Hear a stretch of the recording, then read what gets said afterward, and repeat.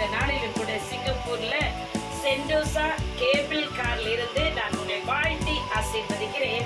இந்த நாளுடைய வார்த்தையானது யோவான் 5ஆம் அதிகாரம் 8வது வசனம்.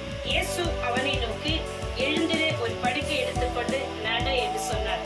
பிரியமானவர்களே, இந்த பெதஸ்தா குளத்திற்கு இயேசு கிறிஸ்து வரும் பொழுது 38 வருடம் அவன் முடக்குவாத வியாதியினால் அந்த பெதஸ்தா குளத்தின் அருகில் அவனை எடுத்து அந்த குளத்திற்குள் விட யாருமே இல்லாமல் இருந்தார்.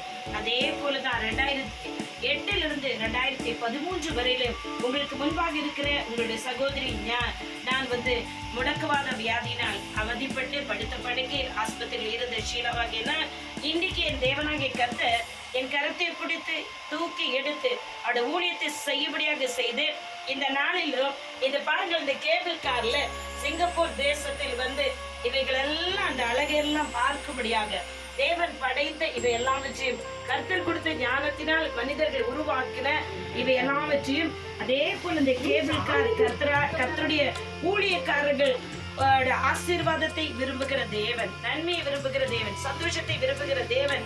இன்னைக்கு பாருங்களேன், இந்த கேபிள் காரில் ஊழியம் செய்யும்படி கர்த்தருடைய சுவிசேஷத்தை சொல்லும்படி கர்த்தராகிய தேவன் எனக்கு உதவி செய்திருக்கிறார். கர்த்தர் தாமே உங்களையும் இந்த வார்த்தையின்படி ஆசீர்வதிப்பாராக. நீங்களும் ரொமான்டிக் ஆர்த்தடிஸ் வியாதி பலவீனத்தில் இருப்பீர்கள் என்றால் கவலைப்படாதீங்க. நான் படுத்த படுக்கையா இருந்தால் இன்றைக்கு என் தேவனாகிய கர்த்தர் இந்த சிங்கப்பூர் தேசத்திலும் அநேகருக்கு ஊழியத்தை கொண்டு வந்திருக்கிறார். உங்களையும் கர்த்தராகிய தேவன் ஊழியம் செய்ய வைப்பார், உங்களை ஆசீர்வதிப்பார். இயேசு கிறிஸ்து நாமத்தில் உங்களை வாழ்த்தி ஆசீர்வதிக்கிறேன். Praise the lord. உங்களுடைய சகோதரி வாஜிப் ஷீலா ரொசாரியோ.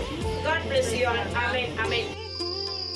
பிரியமானவர்களே, இங்கே பாருங்கள், கர்த்தர் கொடுத்த ஞானத்தினால் மனிதர்கள் எதையெல்லாம் செய்து இதை நம்மளை சந்தோஷப்படுத்தும்படி இவைகளெல்லாம் செய்து இதுல கர்த்தருடைய மகளாகிய நான் இந்த நாளில் இருந்து உங்களுக்கு ஊழியம் செய்யும்படி என் தேவனாகிய கர்த்தர் எனக்கு உதவி செய்திருக்கிறார்.